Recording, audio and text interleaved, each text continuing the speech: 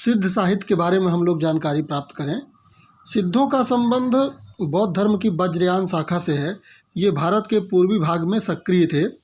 इनकी संख्या 84 मानी जाती है, जिनमें सरहपा, सबरपा, लुइपा, डोम्भिपा, कुक्कुरिपा, कन्हपा आदि मुख्य हैं। सरहपा प्रथम सिद्ध कवि थे। राहुल सांकृत्यायन ने इन्हें हिंदी का प्रथम कवि माना तथा सर्वसम्मत से इन्हें हिंदी का प्रथम कवि स्वीकार किया जाता है। इन्होंने जातिवाद और बाह्य आचारों पर प्रहार किया, देहवाद का महिमा मंडन किया और सहज साधना पर बल दिया। ये महासुखवाद द्वारा ईश्वरत्व की प्राप्ति पर बल देते हैं। इन सब में लुइपा का स्थान सबसे उच्च है। बौद्ध धर्म के वज्रयान तत्व का प्रचार करने के लिए जो साहित्य देश भाषा यानी जन भाषा में लिखा गया, वही सिद्ध साहित्य कहलाता है। यह साहित्य बिहार से लेकर असम तक फैला था। राहुल सांकृत्यायन ने 84 सिद्धों के नामों का उल्लेख किया है, जिनमें सिद्ध सरहपा से यह साहित्य आरंभ होता है। बिहार के नालंदा विद्यापीठ इनके मुख्य अड्डे माने जाते हैं। बख्तियार खिलजी ने आक्रमण कर इन्हें भारी नुकसान पहुंचाया। बाद में यह भाटे देश चले गए। इनकी रचनाओं का एक संग्रह महामहोपाध्याय हर प्रसाद शास्त्री ने बांग्ला भाषा में बौद्ध गान ओ दोहा के नाम से निकाला।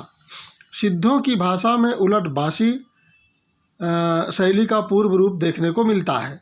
इनकी भाषा को संध्या भाषा कहा गया है।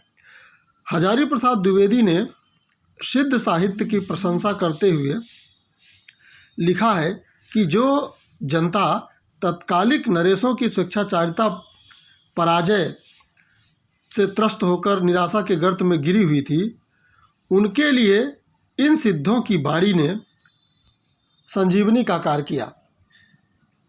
साधना अवस्था से निकली सिद्धों की वाणी चर्या गीत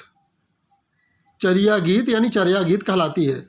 सिद्ध साहित्य को मुख्यतः निम्न 3 श्रेणियों में विभाजित किया जाता है, जिसमें पहला है नीति या आचार संबंधित साहित्य, दूसरा है उपदेश परक साहित्य और तीसरा है साधना संबंधी या रहस्यवादी साहित्य।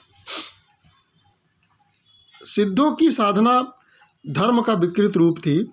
उन्होंने वामाचार फैलाया। वह अपनी साधना के लिए स्त्री का प्रयोग आवश्यक मानते थे। उस समय बिहार व बंगाल में सास व ननद द्वारा दुल्हन को सिद्धों के आकर्षण से सावधान रहने की शिक्षा दी जाती थी।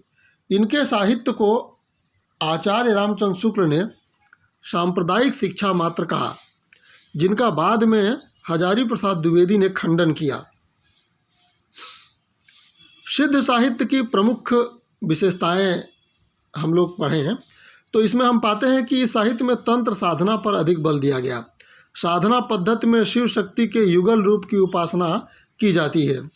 इसमें जाति प्रथा एवं वर्ण भेद व्यवस्था का विरोध किया गया। इस साहित्य में ब्राह्मण धर्म का खंडन किया गया है।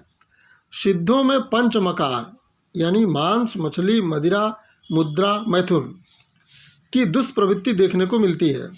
हालांकि तंत्र साधना में तंत्र में इसका अर्थ भी भिन्न बताया गया है।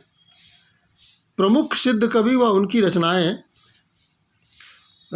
देखें तो सरहपा 769 ईस्वी में दोहा कोश, लुइपा 733 ईस्वी में लगभग, लुइपा गीतिका, सबरपा चर्यापद, महामुद्रा वज्रगीत, वज्रयोगिनी साधना कन्हपा और चर्याचर विनिश्चय कन्हपा गीतिका, डोम्भिपा 840 ईस्वी में लगभग, डोम्बी गीतिका, योगचर्या, अक्षर दीपिका कोश आदि, बोधचर्यावतार, आर्य देवपा, कावेरी गीतिका, कंवरपा, चर्या गीतिका, कमलपा, असंबंध सर्ग दृष्टि गुंडरीपा, चर्या गीति और जैनदीपा, तर्क मुंदगर कारिका, जलंधरपा, वियुक्त और मंजरी गीति, हुंकार चित्त,